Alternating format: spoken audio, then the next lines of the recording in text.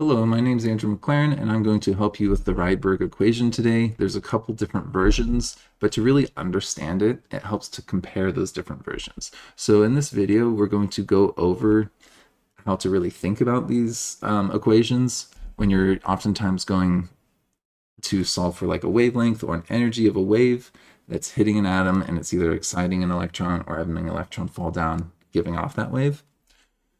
So you're going to use probably one of these three equations. There's also a different version where r is given as a positive in the formula and a negative as the value here, or like I've even seen the n's kind of switched where we've got n initial first and then n final second. So we'll talk about all of the ins and outs of the formulas in this video, but we're going to ultimately do a problem where we've got an electron falling from n5 to n2, and we're solving for the energy level as well as the wavelength of that wave, and then we're going to do the other way when you have the n values and you solve for the when you have the wavelength and you solve for one of the missing n values.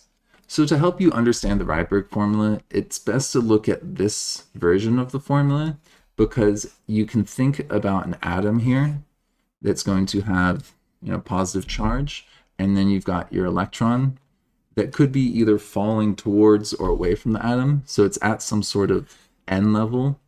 Now this might be like n level 2 compared to like n level 1, which would be closer in, versus n level 3. And if you want to have this electron fall down towards the center, this is kind of like a satellite falling down towards the Earth. This should be something that happens spontaneously. On the flip side, if you want to get an electron and bring it up to a higher energy level, you're going to need to put in energy. This is not spontaneous. This is going to require energy. So here, the energy change is there's energy that is going to leave the system. So this is going to be emitting light. And here you've got a change in energy that is positive. You're plugging in energy here. So this needs to absorb light. So the question is then, how do we think about that in terms of this formula? These n's are going to be like your n final and n initial. When you're doing Rydberg formula, you're going to basically just assume that the atomic number is going to be 1 for H. And so you typically don't even include this part of the relationship. And how I like to think about this is then to make a graph of energy levels and distance. So if you're thinking about this in terms of electrical potentials, when you're close to a charge, it's holding on to with a much stronger force. So a small distance change when you're closer is going to have stronger forces acting on it, and there's going to be a bigger change in energy. So this change in energy, like going from N1 to N2, is pretty significant. So if this is 1 going to 2, this is going to have a change in energy that's pretty significant. But then if we're going to 3, well, it's a smaller energy change. So we can see that as you get further out, these electrons are being held on less tightly, and so it takes less energy to move it up to the next energy level if you're higher up. So that's like the big picture on this. And this formula is actually super closely related to the energy at a particular energy level. So if you wanted to look at the energy at a particular energy level, it's minus r and then 1 over that n just squared times the z squared. So if you want to know what n is at 1, you can just plug in 1 right here with the Rydberg constant and get that as a value. And then, of course, there's a difference between these two. This minus sign is essentially telling you, like, oh, you're going to get a value for 2, you're going to get a value for 3, and you're going to have to subtract those two. So that's kind of in there in that formula as is. So the big picture on this is if n final minus n1, as that is getting bigger, that's going to cause like the energy, the change in energy to be bigger. So if you're going from N1 to N2, that's a decent amount of energy change, but it takes more energy to go up to N3. So if you've got bigger energy jumps, it's going to go further in terms of the N levels, which then is going to correspond to a smaller wavelength. So like blue light is small wavelength, it's very energetic. So you can think of as these N levels get bigger, the difference in the energy levels that you need to get up there is going to be bigger. Therefore, you're going to have a wave with a smaller wavelength. So if you think about that, you can kind of see that here as E is getting bigger, then the wavelength in the denominator here would have to be getting smaller to give you the same sort of relationship. So we're going to walk through a problem like this using our standard units, just with energy and then wavelength, and then we're going to also compare that to this other formula, which a lot of professors use. I would prefer if they were using this because you can actually reason through it better. So Rydberg's formula can be used when we're looking at an electron falling from an energy level like N5 going to N2, and we can solve for the energy that's associated with that light and the wavelength. And in this case, it's falling, so that's happening spontaneously, and light is being emitted here. But we could do this calculation by just using this formula. I'm going to do it briefly by just looking at the energy at the N levels and comparing, and then also doing that with this formula and doing the wavelength calculation. So for E2 here, we're at N of 2. We've got an R value of 2.178 times 10 to the negative 18, I believe, joules. Yep, they're joules. And so if we're trying to solve for this with our N value of 2, you're going to have 2 squared here. Z is always going to be 1, so we could honestly just get rid of that part of the equation, considering that we're working with a hydrogen atom almost always with these problems. And now we just simplify. So we've got 1 over 1/4 right there, times 1 times our Rydberg constant. So this is a quarter of the Rydberg constant for the energy at E2. And we can do the same thing for E5 and find the difference between those two numbers. So let's go ahead and just do a quick calculation. We've got that 2.178 times 10 up to negative 18th power. Got that number in there. Divide that by 4, and we get 5.445 times 10 to the negative 19 joules. So that's the energy level right here. And then if we want to do E5, we can do the same sort of calculation, but we have a different N level, so you plug that in a little bit differently. So you can have the 5 here. That's going to get squared, so now it's 1 over 25 times 1 times the Rydberg constant.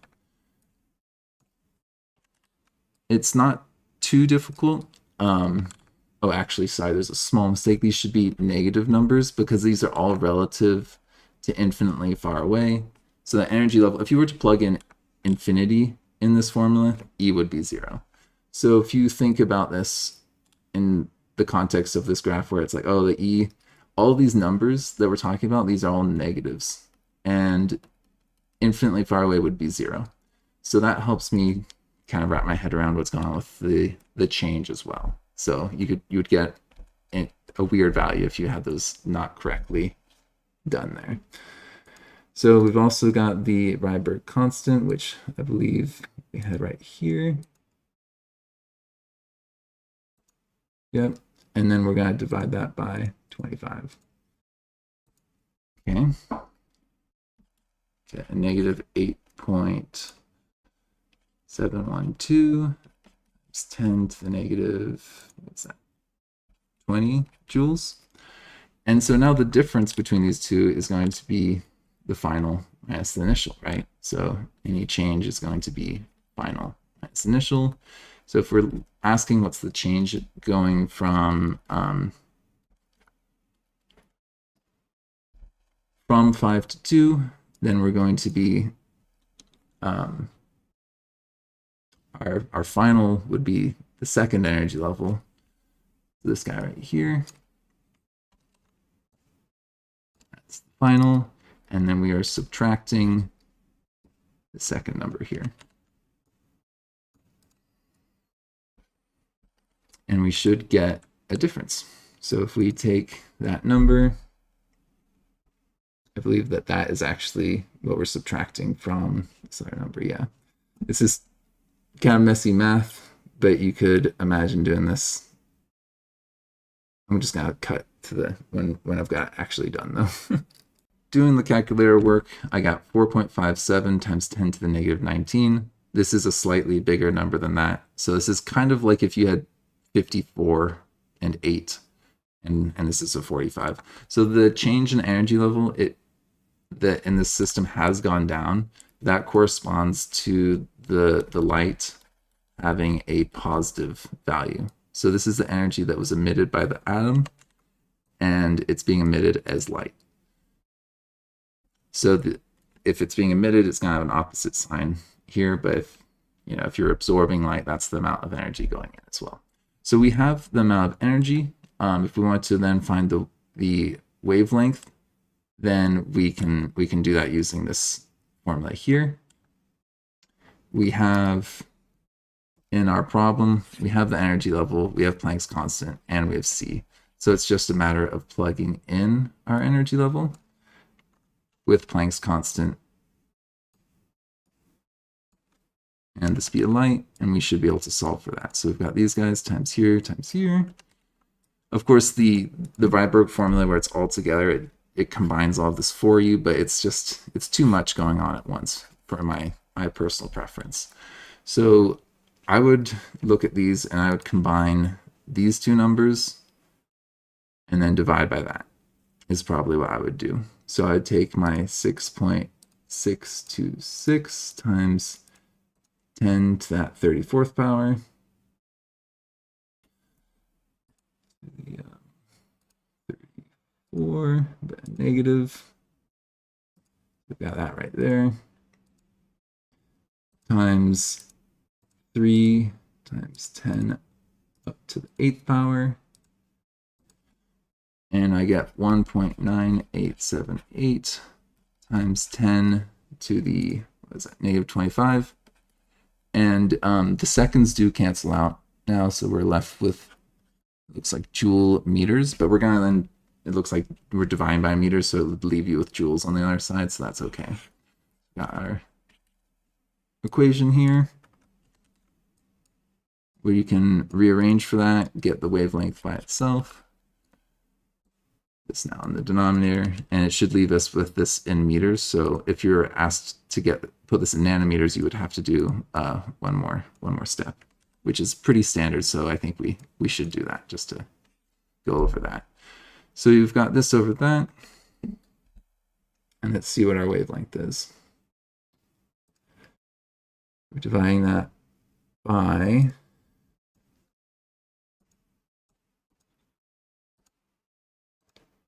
8 times 10 up to the 19th power. Let's do that. Okay, so I'm getting a wavelength, which is kind of small.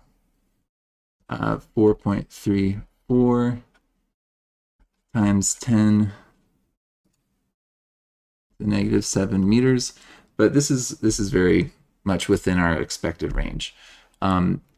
If you want to then convert this into nanometers, we've got 4 times 10 to the negative 7. And this was meters, so we're going to go from meters to nanometers. So if you've got in 1 meter, I believe it's 10 up to the 9th of these. Yeah, nano meaning 9. So this goes up to 434 nanometers when we have light going between these two levels. So that's one way to do it, and that's a little bit different than the Rydberg formula, but it's essentially what's going on in the Rydberg formula, where you've got the two energy levels, you're finding a difference, and that will help you relate to some nanometers. So now that we've laid this out in terms of a way that's intuitive and we can see what's going on with the energy levels, we're just going to plug in our formula here and do it all at once, like you might be expected to do on an exam. Be careful though, because this is a little bit weird with the signs on these things. The energy, if you do N final and N initial, if you flip those, your energy sign is just gonna be opposite of what it should be. It's gonna still have the same magnitude, but it's still the same thing. So don't worry too much about getting the right ends in the right spot. Just do that concept check at the end. But for us, we have in this equation, we have R, we have NF, and we have NI. I believe those are being actually squared, so I should put that on our formula. Yeah, those are being squared. And Z is also squared, but Z is always 1 in these problems. For the Rydberg equation, we're making a lot of assumptions that only really work for a hydrogen atom, so this could be thought of as what's going on with the bigger atoms, but you really only see it with a Z of 1. So we really have that always known as well. So if we plug in our values, you've got that negative 2.178 times 10 to the negative 18 joules. And yeah, this is, for me, really frustrating because it's given as a positive number and a negative number in different formulas, and it has to do with like these n's being in different orders. It's finicky. So 1 over the final value. So the final value, I believe, was we were going to 2. So that was the final, and this was the initial. Yeah. So this was 2 squared minus 1 over 5 squared. All times 1 squared. So if we want to simplify this, we go inside these parentheses. You can rewrite this as 1/4 minus 1/25, and we can just multiply it by the Rydberg constant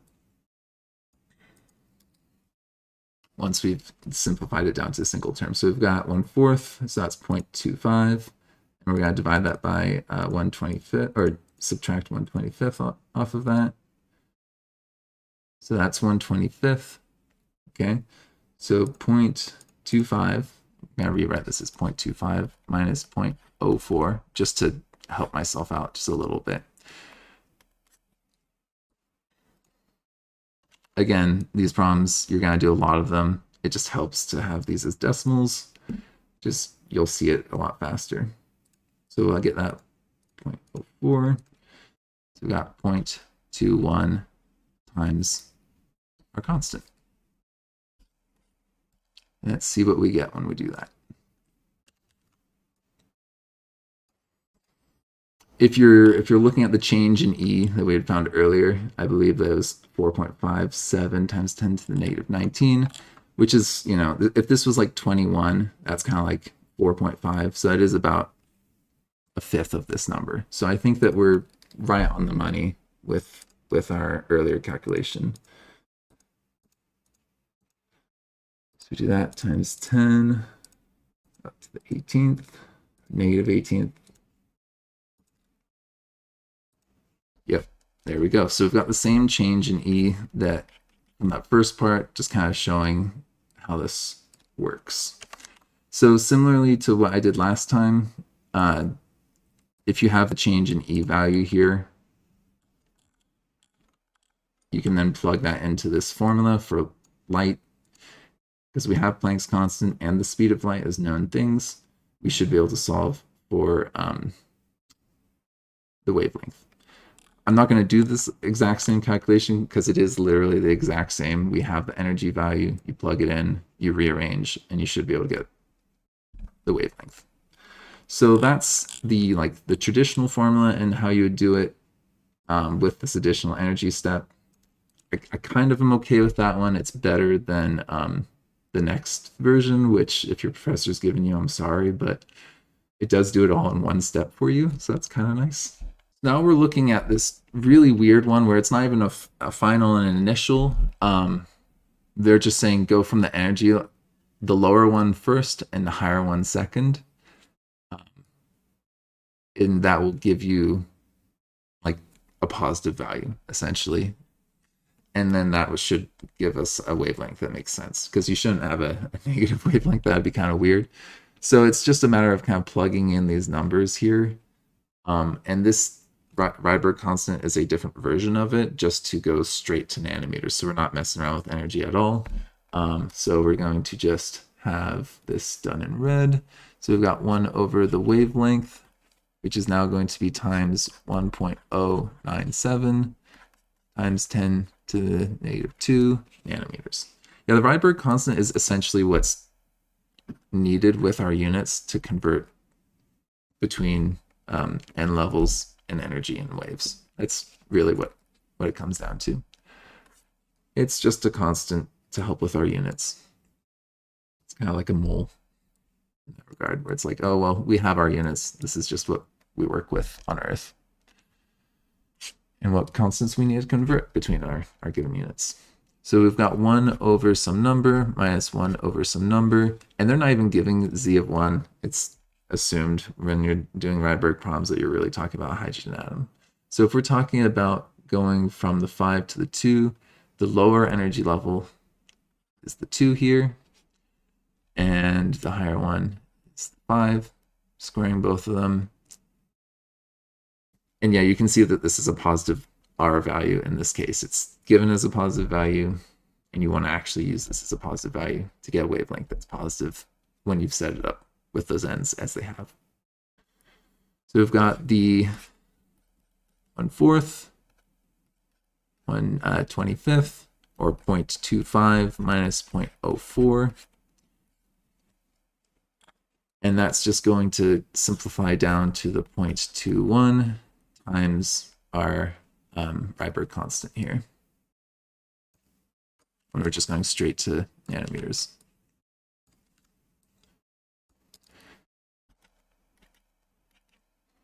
Okay, so then we get that as a value, 0.21 times 1.097 times 10 up to -2 power. Let's see. Yeah, I think that's correct. So yeah, okay. So now we've got 1 over the wavelength is equal to 2.303 times 10 to the -3, but we've got to get a reciprocal of that. So we do 1 divided by 2.303 times 10 to that 3rd power, but it's a -3rd power. All right, it was just a small calculator mistake there. This should be 434 nanometers. That's why you gotta double check these things. They can go off, and that's why I prefer the more intuitive form. You can kind of see what it should be, and almost always you're working with something in the range of like 300 to 700 nanometers, because that's visible light. So most of these problems should be within that range. So if it's not, just be careful, because we're almost always doing that with the hydrogen atom. Those certain bands that are associated with the visible light that we can see. But yeah, that should be it in terms of this general overview of going from knowing the ends to the E level and the wavelength. You could do the same thing here with the meters. I'm not going to go over that right now per se, because it's just, you got to do nanometers to meters in addition. So you can do this math, get your answer in meters, and then kind of like how I did earlier before, if they've given you something in meters, you can convert it to nanometers, and that should be good. All right. So if we're using the Rydberg formula to go the other way, it's going to be best to think about this in terms of like what you know and what you don't know. Now, we are essentially trying to find the n final here, so that is going to be this unknown number in this problem. And while we haven't been given the energy directly, if we have the nanometers, then we can easily solve for that. So the energy we had said was equal to h times c all over the wavelength. If we have a wavelength of 486 nanometers, then that is going to be 4.86 times 10 to the what's that, -7 meters now.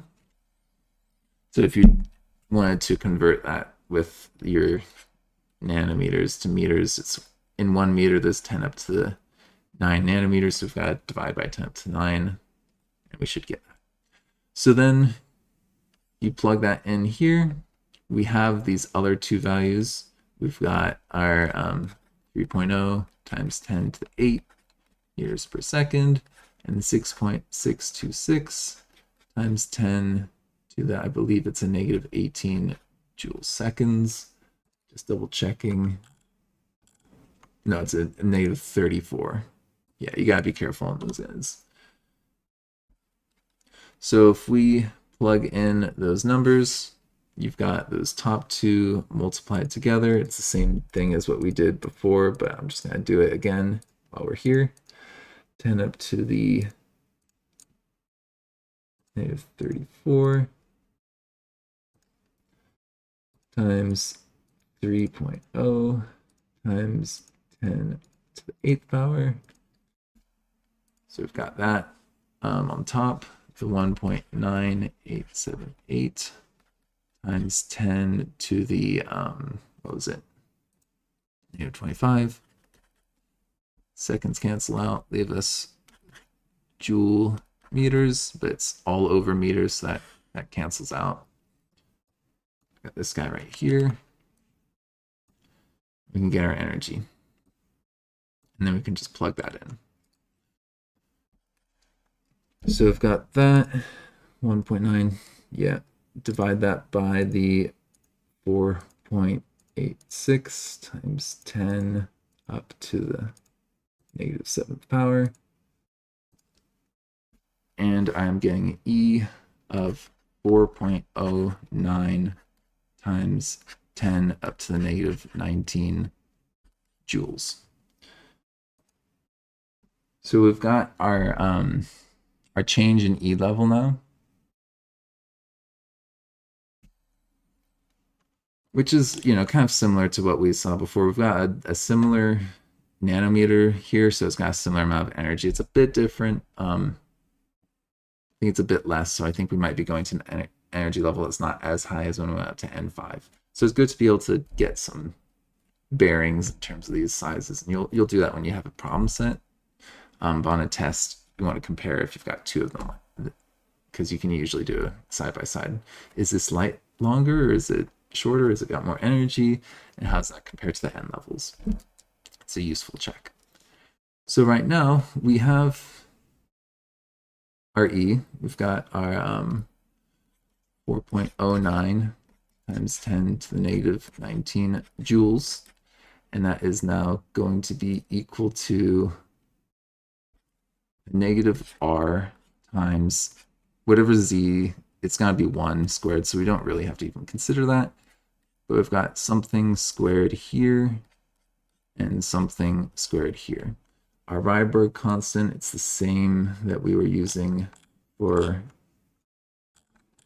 this version of the equation. When you're going to energy, same deal here, still energy. And we've got our N final, which we're not sure what that is. So I'm going to just leave that unknown for now. But we do have this other piece here. And that was N2. So if this is 2, you're going to end up squaring that. So this is going to be -1/4, whatever this is, 1 over this thing. Yeah. So this is kind of messy, but we can clean it up. We can bring that over to this other side of the equation. So if we divide both sides by that Rydberg's constant, you should be left with just this on the right side and what it's equivalent to. We got 4.09. Let's divide that by our Rydberg constant. 2.178 times 10 to the 18th power, but it's a negative 18.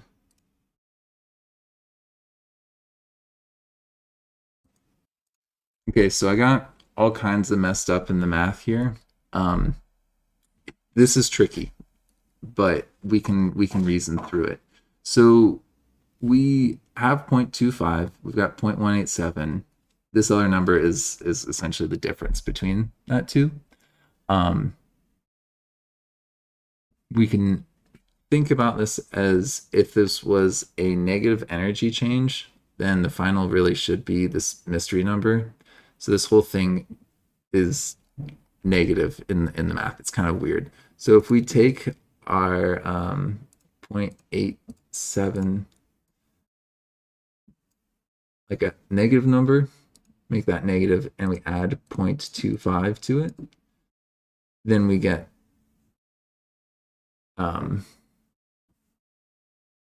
this guy by itself right here. So getting 0.063 right there. And I can make that be the reciprocal of that by doing 1 divided by 0.063. Yeah, and this is looking better. So I'm getting a 15.87 with the square here. That's basically 16. So if we wanted to square root both of those sides, you're getting a question mark value of about 4. So our n in this case is equal to 4 at the end. So this is a little bit less energy than when it was having to go up to 5, but it is a similar amount. You know, a little bit more close than what most people would expect, but like this thing, the amount of energy it takes to go up to higher energy levels is not much compared to the lower energy level differences. So it's fine that going from 2 up to 4 is close as going 2 up to 5. It's really tricky though, this math right here. Like I had to take probably 5 minutes looking at just to think through what was going on. And you can even see the mistakes I had made. Like they're very easy algebra mistakes to make. So you just gotta be careful here and like think through what would a reasonable answer be given that we're probably working with visible light and whole numbers like 1 through 5 probably for the n levels. If we're using this version of the equation, it might, like calculation wise, seem a little bit easier or a little bit quicker, but it's still a fair amount of work. So if you were given the energy or the wavelength directly, we said it was just 486 nanometers, then we can plug that in here because we have this as nanometers. So we've got the 486 nanometers here, which is now equal to what we've got on the left or on the right side there. But we have one n level that's known and the other one is unknown. So we have everything in here besides one missing piece. And I think that the lower energy level, yeah, is the one that we are saying that we know, because that was starting at 2 and then going up to some sort of mystery number here. So you can just kind of plug this in and work with this in a similar fashion. Just got to be kind of careful. So we can do 1 over 486. I'm getting 0.002057 is equal to this number over here. And then if we just want to get the parentheses by themselves, you got to divide by that 1.07 right here.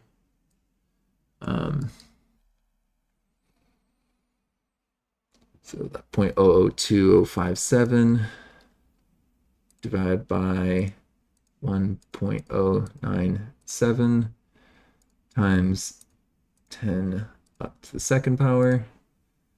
It's a negative. Yeah, that should be good. So I'm getting, yeah, 0.187.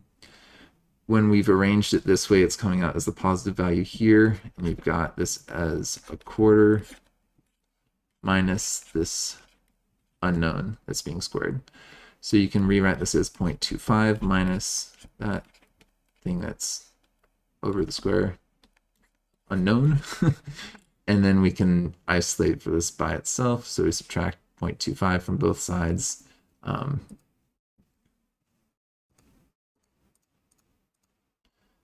we get negative 0.06243. Do the same sort of deal here. These are both negatives, so you can cancel out the negatives there.